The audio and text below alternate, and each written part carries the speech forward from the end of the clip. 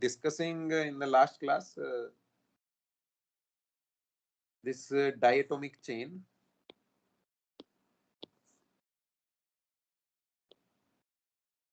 So they were connected through different spring constants.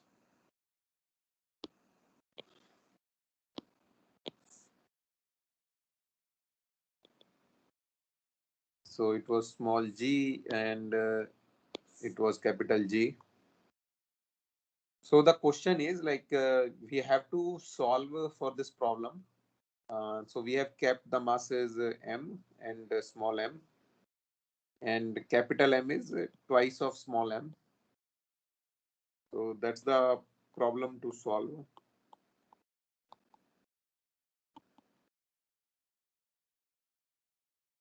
And we are assuming capital G and small g are equal. So what we have to do, we have to find phonon frequency.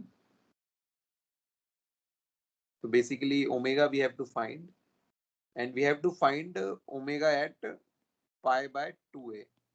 So basically the k value is pi by 2a.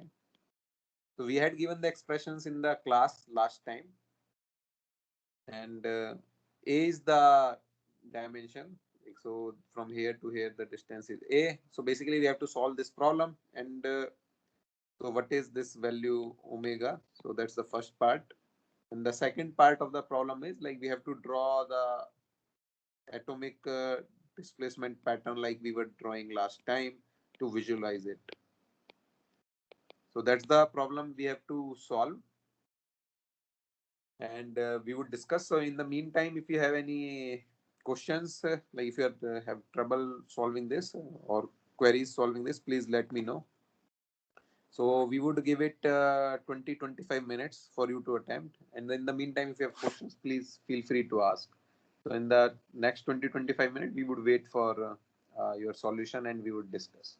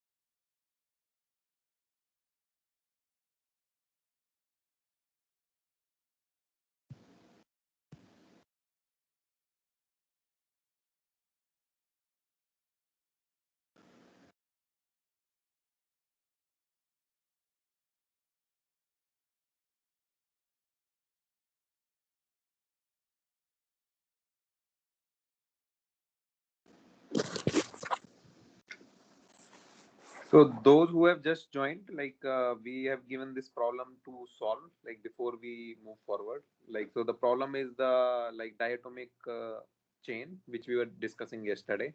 So this is a problem for practice where we have taken capital M equal to twice of M and both the spring constant G equal to small g. So what we have to find is phonon frequency at k equal to pi by 2a. So basically, we have derived the expression in the last class. So you have to use that expression to find the phonon frequency at omega equal to pi by 2a. And then you have to draw the how the atoms would move corresponding to that frequency. So basically, find the eigenvectors and we would look at the pattern. So we have given 20-25 minutes to solve. And if you have any questions in between, let me know. Otherwise, we would wait for your solutions and then we would discuss the answer.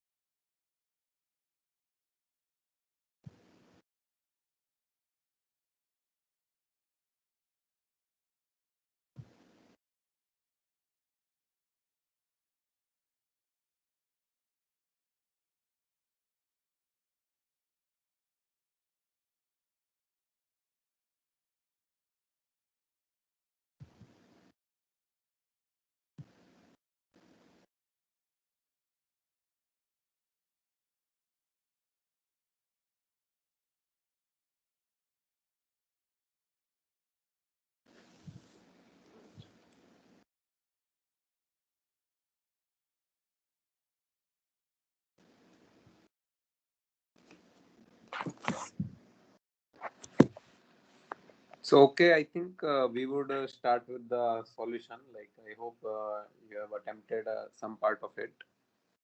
So, let me go through the solution.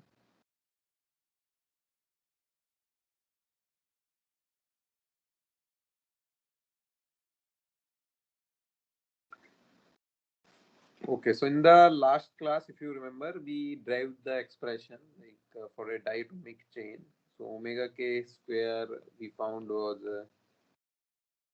m plus m, g plus g, 2mm plus minus square g plus g square minus 16mm g sine square k by 2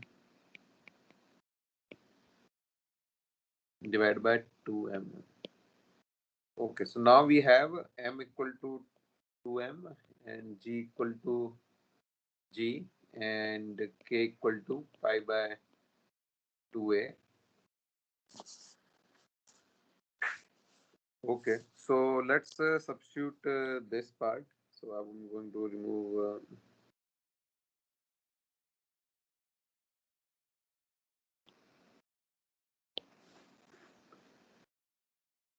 So if you simplify for this vector, if you put k equal to 2 pi by a, so it would become and m equal to 2m, so m plus 2m g plus g twice of 2m times m plus minus m plus 2m square g plus minus 16 2m times m g times g times sine square a by 2 and then pi by 2a power half divided by 2 times 2m times m. Okay, after we could just simplify it now.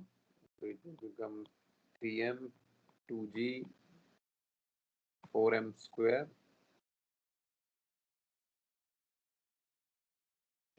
plus minus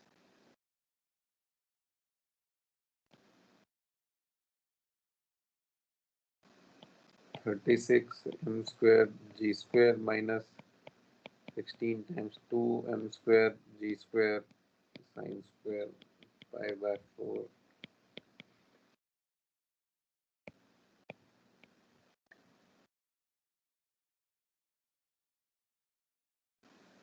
Okay, so after simplifying, we would get g over m 3 by 2 plus minus square root of 20 divided by 4, which comes out to be 0.382 g over m and 2.618 g over m. So from here we could find omega by taking a square root. So square root would become 0.618 square root of g over m and 1.618 roughly divided by g over m. So negative frequencies don't have any meaning, so that's why we have only taken the positive values. Okay, so now we have to find the eigenvectors like in this problem. So we could substitute our frequency back. So I would go through little bit of the algebra in this case. Okay, so if we substitute back, so if you remember our equation was m omega k square uk bar minus g plus g uk tilde plus g plus g exponential of ika capital uk bar. So we have to substitute. So omega k square equal to 0.382 g over m. So let's say this equation 1. So we have to substitute this in equation 1. Okay, so if we substitute it, so it becomes minus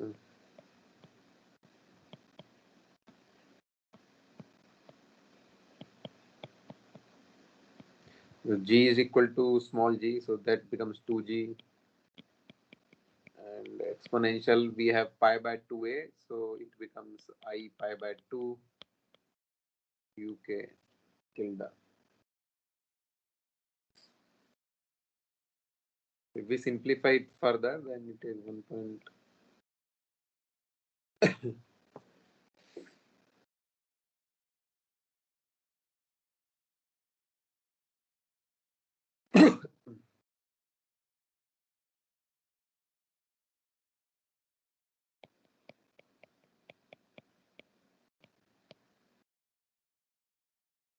So from here we could get small uk bar equal to 0.6181 plus I capital UK bar.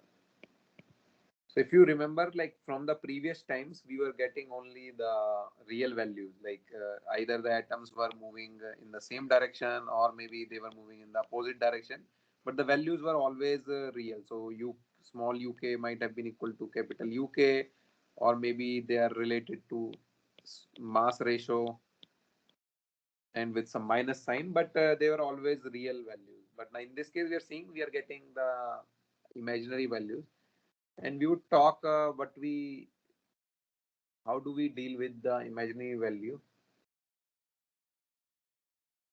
So the imaginary value means like there is a phase lag between how this atom is moving and how this atom is moving. So in this case, like so there is a phase lag of, if we take a 45 degree, like the angle is 45 degree. So there is a phase lag of 45 degree between the displacement of two atoms. And basically we could also write this in that form. So it will become 0.874. So we take amplitude and exponential of I pi by 4 capital UK bar. So if capital UK bar is 1, so the small UK bar is 0.874 like in amplitude, but it's a phase delayed by 45 degree angle. So basically exponential of I pi by 4.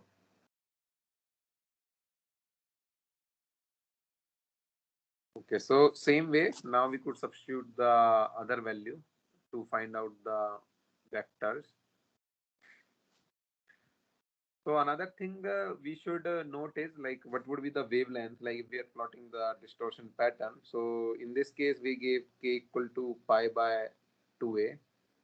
So the lambda would be equal to 2 pi by k. So 2 pi by k would be pi by 2a. So it becomes 4 times a. So the lambda in this case would be the 4 times of the like distance a or the unit cell dimensions we took.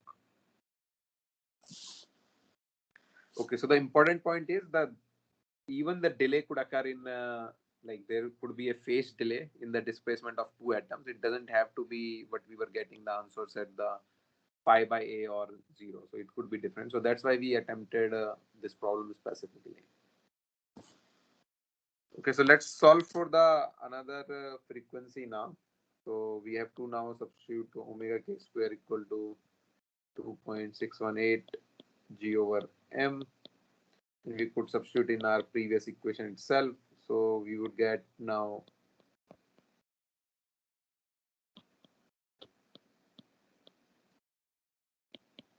minus 2g small uk bar plus g 1 plus I capital UK bar.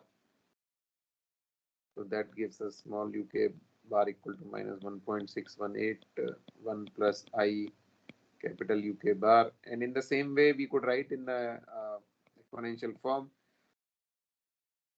So it becomes minus 2.288 exponential of I pi by 4 capital UK bar. So again, in this case, although the displacements are like phase lagged, And their phase, like of course they are moving in opposite direction, like either we could treat or we could bring this minus sign also inside this, so e to the power I pi phase we could add. So the total phase difference could be e to the power I pi plus pi by 4, so it would become e to the power I pi by 4. So we could directly say the atoms are displacing by a phase difference of e to the power I pi by 4, or we could say like they're moving in opposite direction, but in opposite direction they have a phase lag of I pi by 4. So is this part clear, like how we are reaching there? Because when atoms are moving in the opposite direction, we could equivalently write it e to the power I pi uk bar. So basically they are phase lagged by 180 degrees. So it means if let's say these atoms are moving in this direction, so the other atoms are moving in the opposite direction, or this atom would move in the, because this is an oscillatory motion, we are always taking this plane wave. So this atom would turn its arrow right hand side after a delay of like pi. So after certain delay, it would turn back its vector. So this concept is really critical to understand, like how atoms are moving, because these are the vibrations we would be dealing with. These are the vibrations, like atomic vibration, that would carry the energy. And like in our homework also, we would do that part.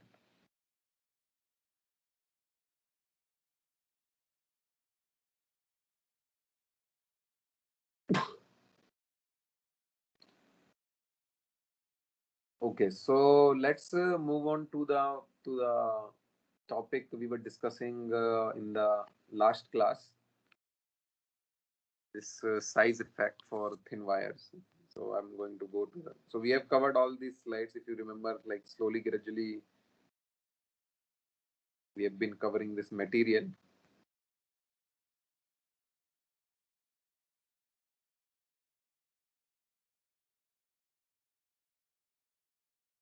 So some of the part we have skipped, but that's fine. Okay. So in the last class, we left somewhere here. If you have questions from the last class, like please let me know. I would be happy to answer them.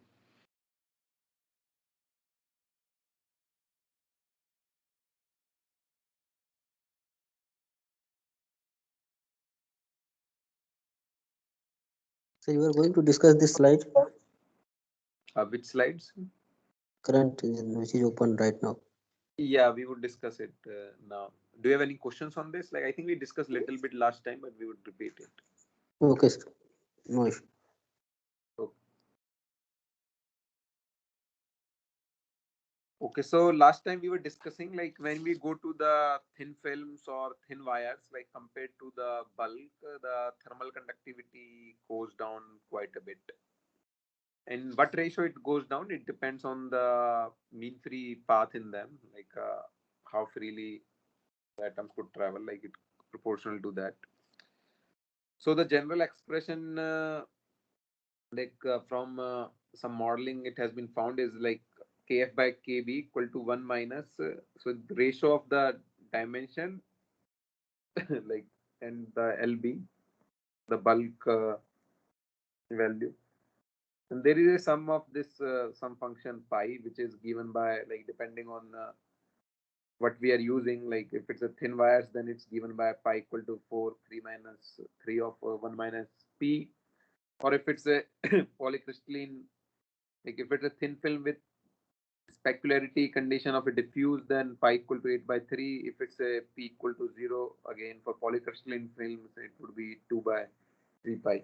So these have been found all based on the phenomenological modeling. Like so, people have tried to fit some experimental data to these parameters and found some reasonable estimates so that we don't have to every time calculate explicitly.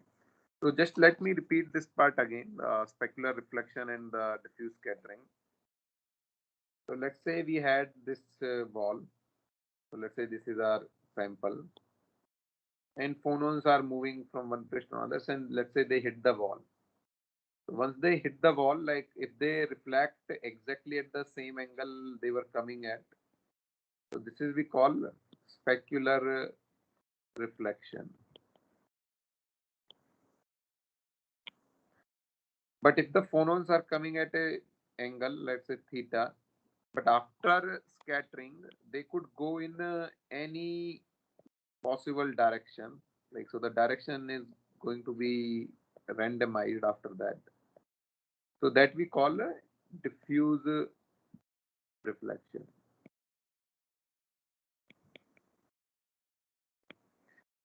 So basically, the diffuse reflection would give rise to some kind of a resistance. If you could see the particle was traveling in this direction, now it could also go back. So we wanted particles to travel forward. Like if the heat is going, there is no resistance, and the particle would keep going forward. But in this case, the particle is can also turn back. So there is a resistance to the heat transfer that gives rise to this thermal resistance. In the specular case, there would not be any thermal resistance. So basically, anytime P equal to 1, no matter how thin film we get to, unless there is some confinement effect, like if we are just considering pure resistance from just change in the length, like the dimensions, then there would not be any change in the thermal conductivity for specular reflection. So thermal conductivity Kf by Kb would remain exactly 1.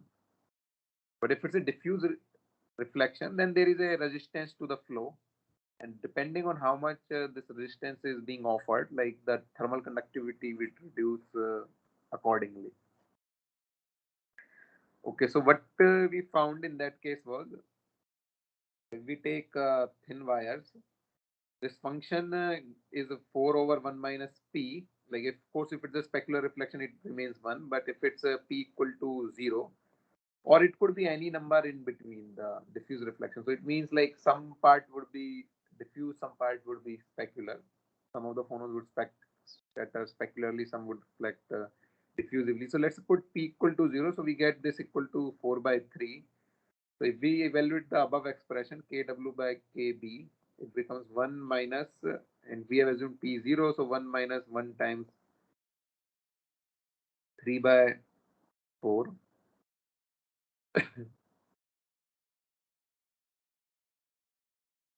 So we have to, I think we have to use in this beta factor we have defined earlier, but so let's just use this part, like 1 minus.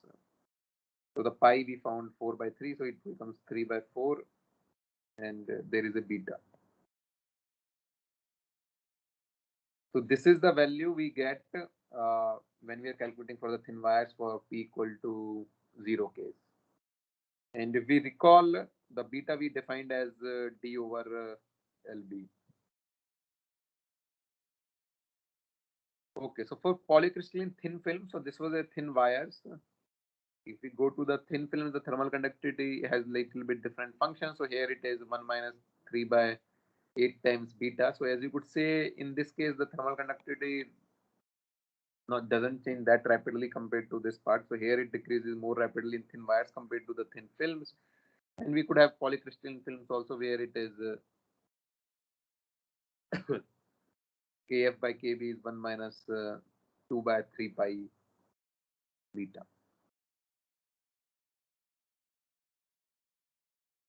Okay, so this part we are not going to discuss. So it is a size effect in non-equilibrium heating, grain size, and electron reflectivity. So there are a lot of things which matters in the expression, but we are not going to discuss that part. But the point is, like, we would get back to this 8 by 3 factor, which we were saying here, like for thin films, if we use much larger grains than its thickness. Okay, but we would spend some time now on this curve actually. So this is really critical to understand this curve. Again, we are taking this beta parameter. So basically, beta defines the ratio how much dimension we are reducing, and kf by kb. Eventually, for large beta, like it would approach 1, so the value would reach the bulk value. So now there are several expressions, like some are detailed, some are not so detailed. So if we like it made one term approximation of this full expression, like we get 1 minus pi by beta. So in the one term approximation, this is given by, like, I have to make it green. And if we use the full expression, like it's given by this dot dash line. So basically, you could see like both curves are pretty much same, except for the fact like when we are really in the regime where beta has really reduced quite a bit. So above that, like they predict reasonably decrease. So up to maybe 80% like of the value the thin film retains. The value of predicted by both expressions are pretty reasonable, but as soon as we start to deviate, then the full expression becomes critical. Like we cannot. So this is just by assuming 1 plus 1 by pi beta, it would become minus 1. So if we make approximation of 1 plus x to the power n, and x is much less than much less than 1, so then it becomes 1 plus nx. In this case, it would become 1 minus 1 over pi beta. So that's what this one term approximation is.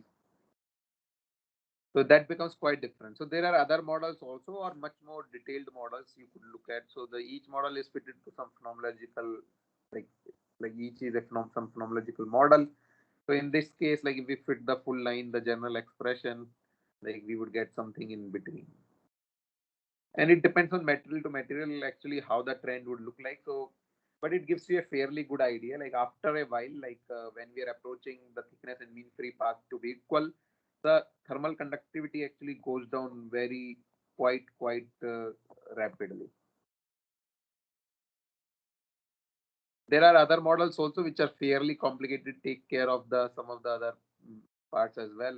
So, but we are not going to discuss the concept we wanted to drive home from here was, so as we are decreasing the like size compared to the mean free path of the sample in the within the sample, like then the thermal conductivity would reduce drastically. So there is a some change even up to at like 2, but after 2, like it starts to decrease. Like when the beta becomes 2, like it starts to decrease quite rapidly.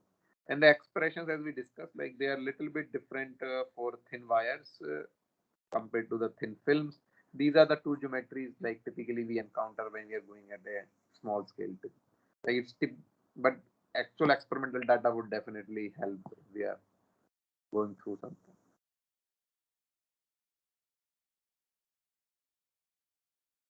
Okay. So next part, we want to talk about like how does this electron phonon coupling factor changes with. Maybe we could talk about this table first. So here are these values are tabulated like for different beta values, and you could see like we're again comparing the thin film versus the bulk value. So if the beta value is quite large, if the compared to the mean free path thickness is quite large, so this d is much larger than the mean free path. So mean free path, let's say, is much smaller, so it's maybe this much. Like if it's roughly 20 times, then the thermal conductivity actually approaches close to the bulk limit. And we could see like in both cases, like in this case, like it's a different example. So here close to 20, we are reaching about 90%. So basically we could reach fairly close to the bulk value, like if mean free path is much shorter than the thickness, at least 20 times. But as soon as we go close to it, like so let's say we go beta close to 1, where the mean free path and the thickness are comparable, the thermal conductivity could become 1/4 and even less, as as we saw in earlier curve, like it decreases quite rapidly. So here we are looking at value 2. At even 2 value, we have reduced about more than 50% of the thermal conductivity has gone down. So basically, there is a substantial difference between the bulk values and the thin film values. So this table is illustrating how the trend would change. In this trend, if you could plot it, it would look something like which we looked at in the previous slide. Okay, so if you remember, like from the last lecture, so I would write the equations again. So we talked about this coupling factor. When we wrote this diffusion equation for electron,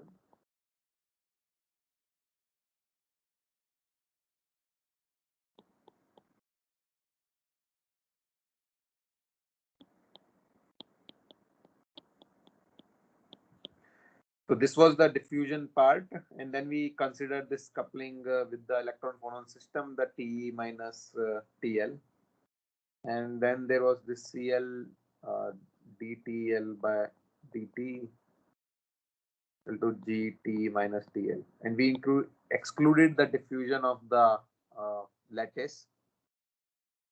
So we found some of these values. If you recall, like we found these values of to be of the order of 10 to the power 16 watt per meter cube per Kelvin. So it was about somewhere from 1 to like 1000, like into 10 to the power 16 watt per meter cube Kelvin. So now we are going to look at how does this G factor. So this was a G. So how does this G factor also changes with the length scale? So when we are going to the thin film or to a thin wire, like how does this G factor actually modifies? So that's what we are going to look at next, because this would be a critical factor, like how the metal would respond if it's a thin film compared to it would respond to like to the ultra fast heating when it's a thin film compared to when it's not a thin film. Okay, so if we look at the G factor, like again, the people have found some analytical expression. So G, briefly, if I have to tell, like it's inversely proportional to this L. Okay, so if we look at G of thin film versus G of bulk, like it is proportional to this LV over LS again. And it would be given by, like, so there is a complicated approximation depending on the specularity. And again, there are several models exist for these, like, so we don't have to take one model for granted. 1 over beta. So basically, we could write it as a similar function we have been writing before. So this pi would be get defined. Okay, so if we plot this curve, so let's plot like how this coupling factor would look like. Coupling factor will look like.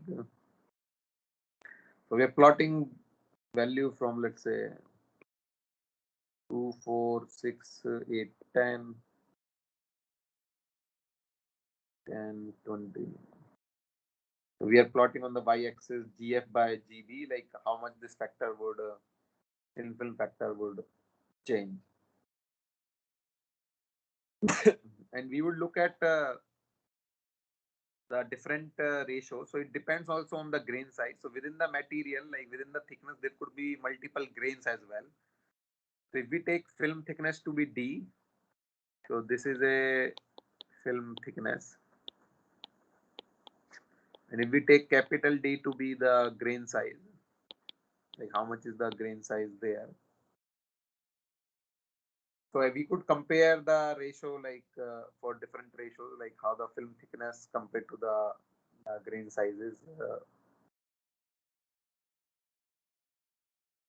Okay, so if we plot it, like let's say for the value, so let's plot it for one of the values.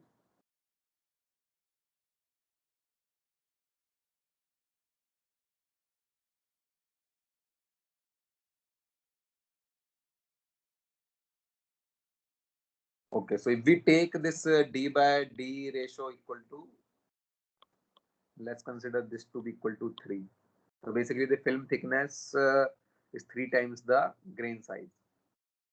So then the curve would look something like this. But let's say we modify it a little bit. So let's say we take D by D now equal to 1. So where the film thickness and the grain sizes are comparable.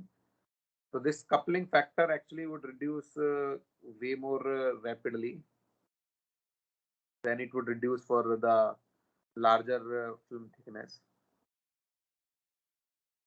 And if we take D by D, so if we take D by D equal to 0, basically the grain size was much larger than the film thickness. So then also then it would reduce like super rapidly. Like it is pretty much going to be close to that, and it would become this value. So if the grain size was much larger than the film thickness, as you could see, this factor doesn't matter much. It remains pretty much close to the bulk value. Like it doesn't change as much. But for the grain size, as soon as the grain size starts to if grain size is smaller than the thickness size, then it so the film thickness is like thrice of, like say the example we took, thrice of that, then the thermal conductivity would show like the coupling, sorry, electron phonon coupling factor would show different behavior. So now you could see there are different effects. So the thermal conductivity was decreasing, uh, but in the electron phonon coupling factor, as you could see, it's always greater than 1. So the size effect of phonon electron coupling factor is simply the reciprocal of thermal conductivity. So that you would think now intuitively as well. So the thermal conductivity was going down as we like decrease the beta. So thermal conductivity was going down, but the electron phonon coupling factor is going up.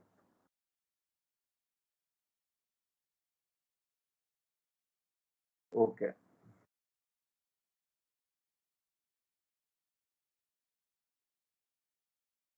So let's next talk about like if you remember, we talked about this dual phase lag model in the last class.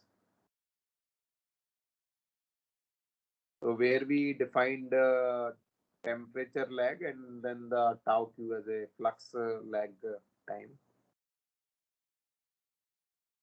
So if we lump everything into these models, like so in these two constants, so basically the finite times required to complete various physical processes, like all the scattering events, like we lump them into the two time lags, tau t and tau q. So for metals, like it would be given by, so for metals it would be given by tau temperature lag would be CL over G, and then the tau q would be 1 over G, 1 over C plus 1 over CL power minus 1. So these would be the two time lag. So the flux time lag is actually determined by both heat capacity of the electron system and the lattice system. As you could see, the flux is driven by both. But the temperature, actually, when we look at the temperature, we are more interested in the lattice temperature. So it's more given by the heat capacity of the lattice part. So there was another model, if you remember, like the phonon transport model we looked at. So if we look at in that model, like for semiconductors and let's say insulators or some, let's say, dielectric films.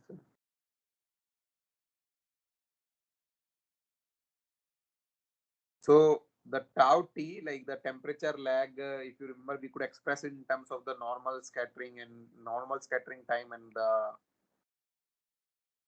unclap scattering time. So tau t and tau q we could write as like this.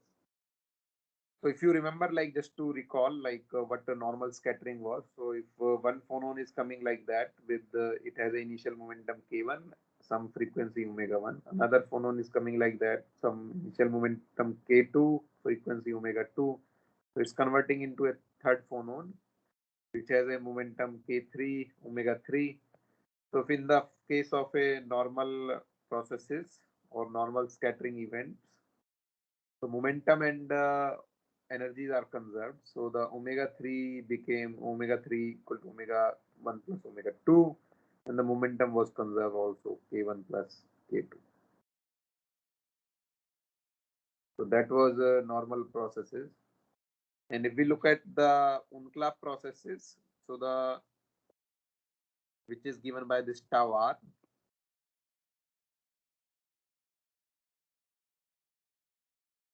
So the unclap processes were where the atoms are again that it had k1 omega 1, and k2 omega 2. But there was some momentum transferred to the lattice. So some lattice vector, let's call it G. G is not the same as the coupling constant. So the final phonon is going into this K3 and omega 3. So again, the energy is still conserved. Like, so basically the omega 3 is still equal to omega 1 plus omega 2, but K1 plus K2 equal to K3 plus G. So there is some momentum which has been transferred to the lattice. So this leads to some resistance. As you could see, the particles were propagating in the forward direction, and now they could turn reverse the direction as well. So this leads to the thermal resistance, and we call them Clapp processes. So basically, if we are looking at semiconductors and dielectric thin films, we could actually relate this temperature time lag or the flux time lags to this normal scattering processes and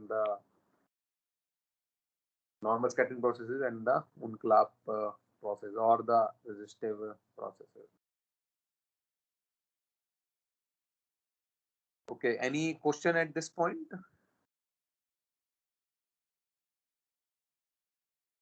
No, sir. No. Okay.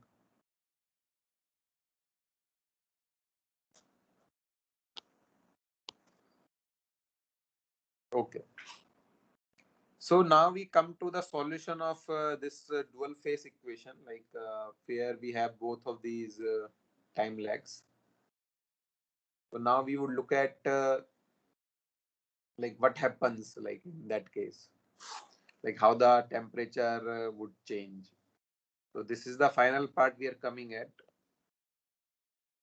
Now we are plotting with respect to time, and we are plotting on the y-axis temperature.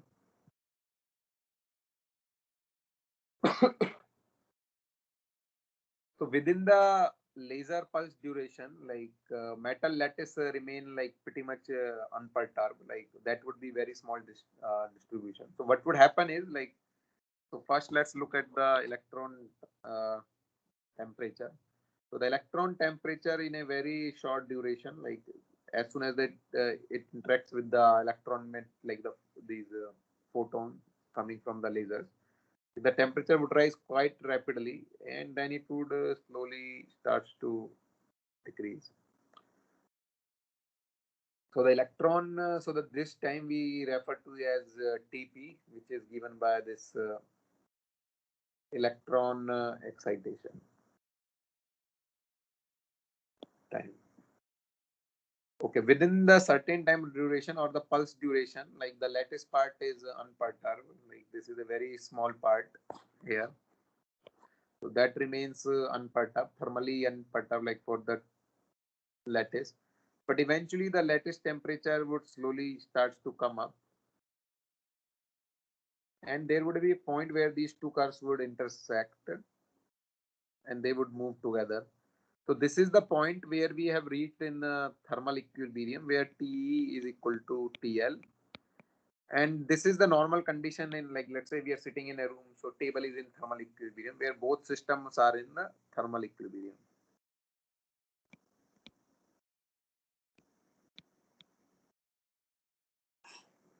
So this is a process where we are hitting at a ultra short time scale, like how the dual phase model would predict dual phase lag, like dual phase lags would contribute.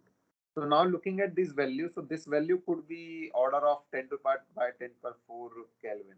So this is a pretty high value we could reach. And depending on the lattice, so maybe we might heat so much, like maybe this temperature could actually be more than melting temperature of a material, then the material would melt. But in most cases, this temperature is not so high. Like if we limit our electronic temperature to a certain limit, so then this temperature will not be so high, and the material would remain, it would heat up, but it won't melt away. So this temperature rise could be of the order of, let's say, 100 Kelvin, or maybe even smaller, or 200 Kelvin. Like, so depending on how much electronic temperature we rise.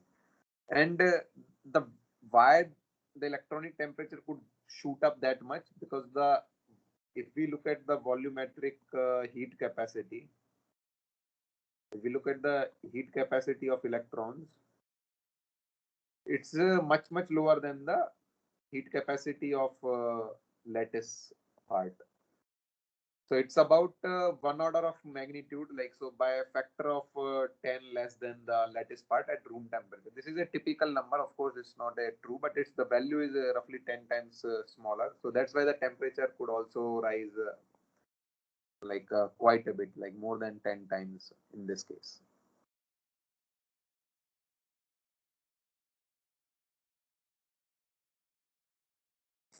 Okay, so now this phase lag, like the factors we are looking at, this tau t temperature phase lag or the tau q. So they are also not independent of this electronic temperature, because if electron temperature is going so up, like these factors are also dependent on the factors like the electronic temperatures, like how high we could go or what is the electronic temperature at a particular time. So next we will look at those curves, like how does this tau t and tau q would depend on the electron temperature itself. So it's a very complex problem. All parameters depend on each other. So like solving them numerically is not an easy task. First of all, collecting all the data, how these things changes with the temperature, like it's not an easy thing. Like G also now depends on the, like G factor would also depend on that. Like if we increase the temperature too much, then the non-linearity in G would start to come in. Then we need to include that tau T and tau Q. Anyway, it depends on that. Then if we are in the thin film or thin wire, then also there is some dependence coming. So it becomes a fairly complex problem in general. Okay, so that was the electron phonon coupling factor we just described, like how it changes with respect to the beta factor.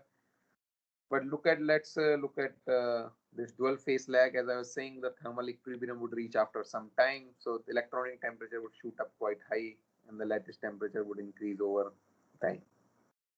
Okay, so let's look at how this tau T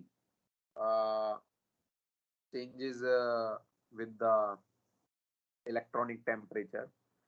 We are looking for the different things, like so we are looking at transition metals with the d band of electrons filled. So even in the transition metals, it vary quite a bit depending on how the metals are. So these are silver, gold, or copper are noble metals. Like for them, it behaves a little bit differently. Tungsten and titanium, like which have less than half d band filled electrons, like for them it is differently. And aluminum is like a free electron gas model we could treat. Okay, so if we look at the tau t, like we are multiplying by 10 to convert it to picosecond. So everything you could think of is one order of less.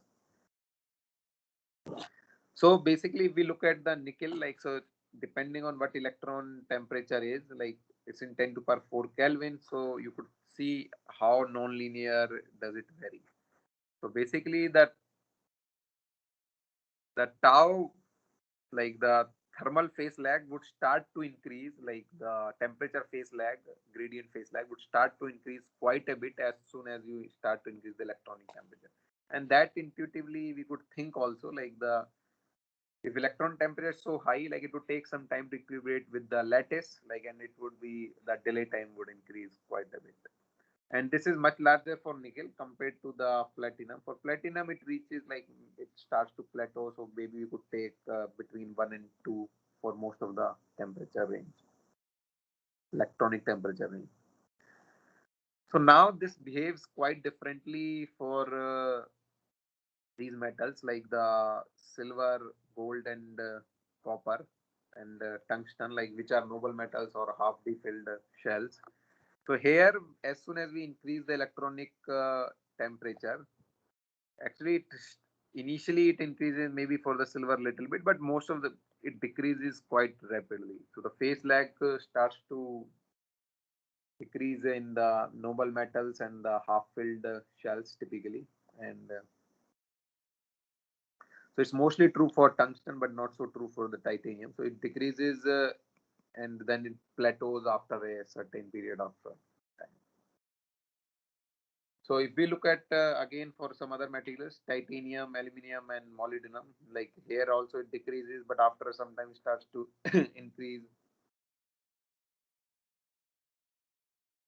And for the iron case, like it is mostly it increases, like it increases roughly linearly with the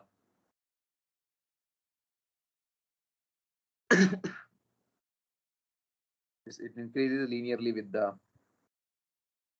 electronic temperature. So why we are seeing all this varying trend? Like for different materials, it behaves quite differently. And the reason entirely lies, so this delay time, like the temperature gradient delay time, it depends on this electron phonon coupling factor G.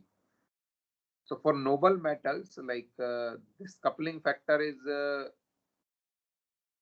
greater than transition metals, like so compared to the other values. Like so that's why we are able to see this lag time to be quite small, like close to 1 even.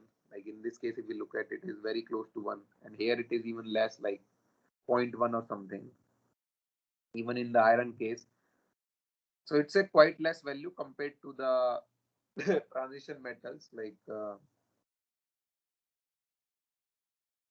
so the noble metals, like electron phonon coupling factor is quite small, and as you could see from there, like compared to the metals, the lag time is larger. So if it's a stronger coupling, it would equilibrate faster, right? If it's a stronger coupling, which is the case for transition metals, like it has a strong electron phonon coupling factor, like, and then they would equilibrate much faster in a much smaller time delay, like of the order of like 0.1 picosecond or so. Same thing with the iron, we could look at like less than 0.1 picosecond it equilibrate, because there is a factor of 10, that's why we are saying 0.1. But in the noble metals, the coupling factor is quite small. So this factor, like it takes a long time to equilibrate, because this G factor, like electron phonon coupling factor, is actually transferring the energy to the system. If this system we cannot take into, like if this factor is much smaller, then it would take long time to equilibrate. So that's how we could explain all the trend of this phase lags, temperature gradient phase lags for different metals, like entirely based on this electron phonon coupling factor, this G we had defined. Okay, so now we looked at this temperature gradient phase lag. We could also look at heat flux phase lag. So the heat flux phase lag is actually smaller than tau t. Uh, as you could see in the previous slide, this was 3 or something. It's much smaller. Like even for these materials, titanium, aluminum, molybdenum is smaller. For iron, it's also smaller. So it's smaller than the tau t by almost a 1 order of magnitude.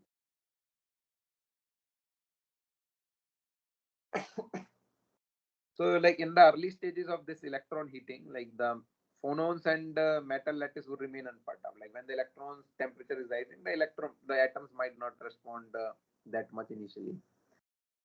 So the phase lag of the heat flux vector corresponds to the heat flux, like how the phase lag comes into the heat flux, it corresponds to the relaxation time of electrons. So the value of tau is from like several tens to 100 of femtoseconds, like in this range, as we could also look. So this is multiplied by 10 picosecond. So this value is 0.1 picosecond, which is like 100 femtosecond, 100 to 500 femtosecond.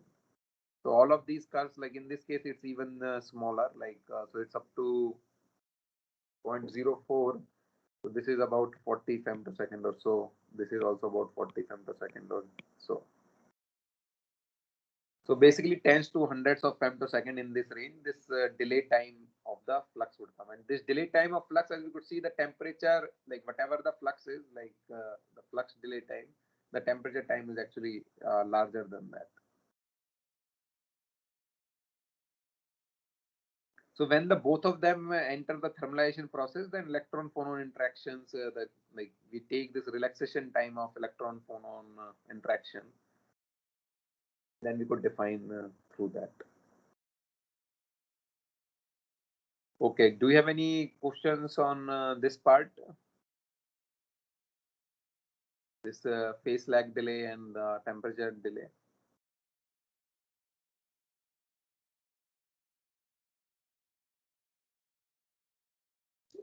No, sir, not as.